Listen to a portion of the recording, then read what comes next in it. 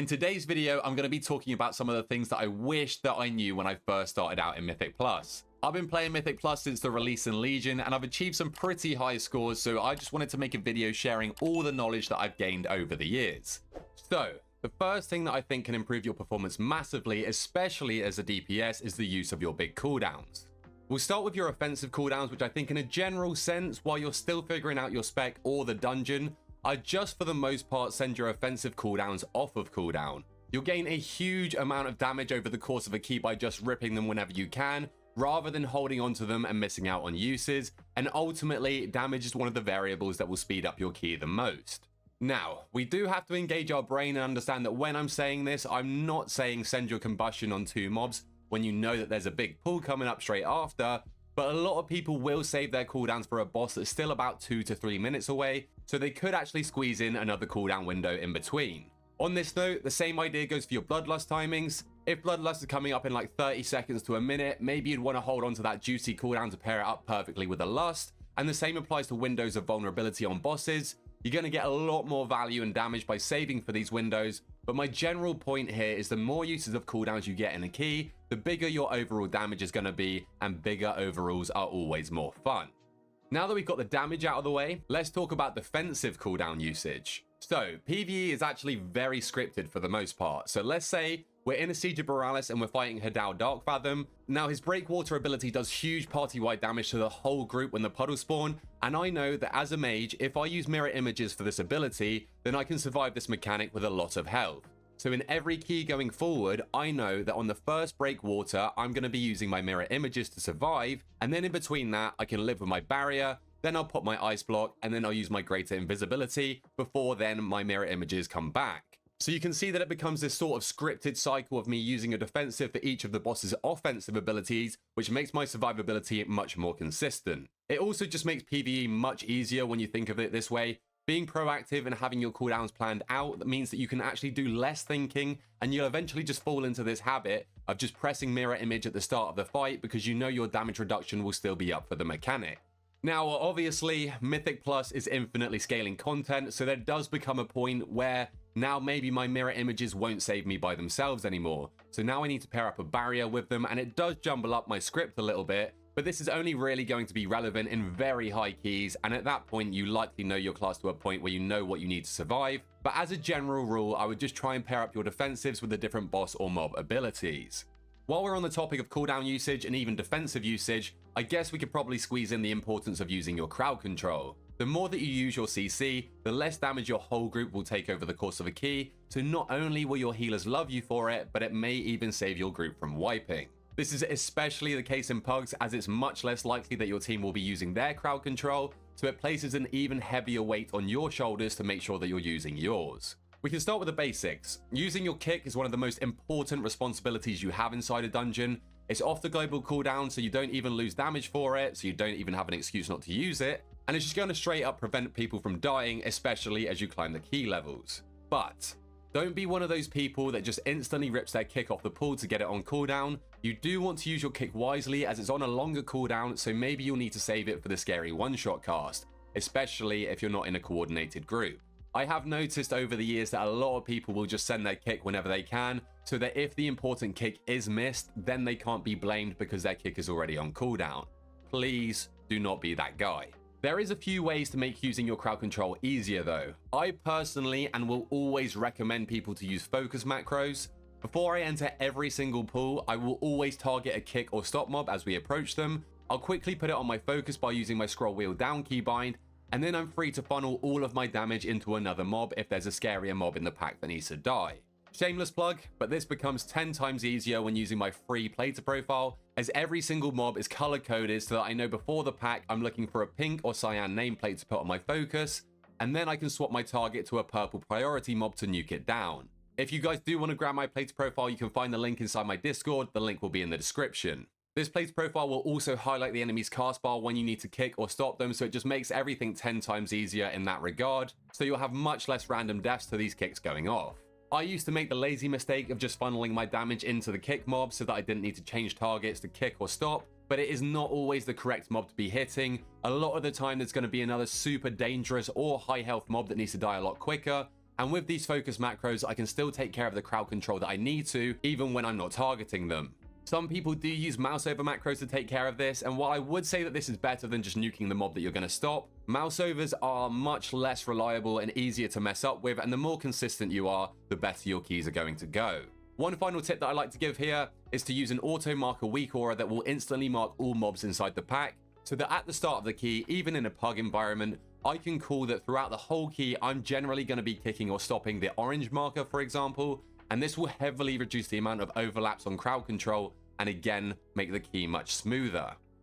Another thing that I wish I could have known at the start of my dungeoning is to always try and take responsibility. Now, I don't mean broadcasting to your group that the wipe was your fault even when it wasn't, but to improve rapidly as a player, I think the best way is to look at every death, wipe, lack of boss damage, or whatever it is, and try and take some personal responsibility for it. This means that you can then think to yourself how you could have played it better to prevent that happening.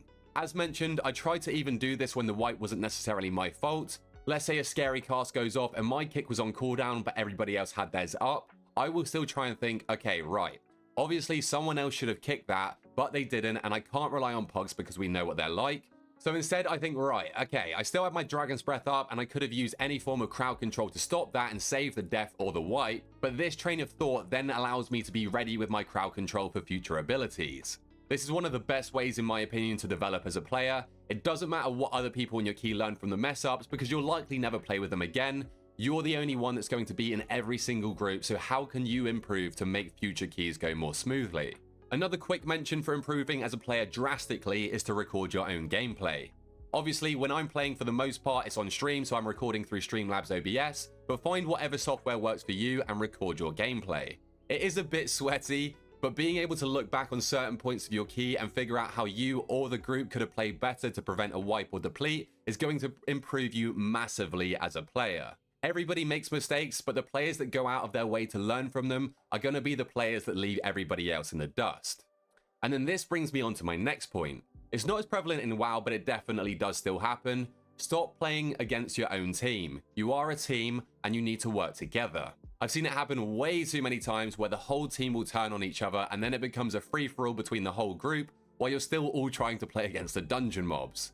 Flaming people will get you nowhere. It's not going to make them play better in the key. In fact, it's just going to make them play worse, because now subconsciously everything they do, they're going to be thinking that you're judging them, and they're just going to make even more mistakes, which is going to end up in a deplete. Now, don't worry, I do know that the type of idiots that have the egos to do this won't take this on board, and they'll continue to flame and try to act alpha in the video game World of Warcraft, but let them keep bricking their keys, just don't let it rub off on you. If somebody does make a mistake, they likely know that they did and don't need it pointed out in front of everyone, but if it's something they can fix for the rest of the key, then maybe give them a nice little whisper about it or talk in a general sense in party chat. Try not to single out people in front of the group.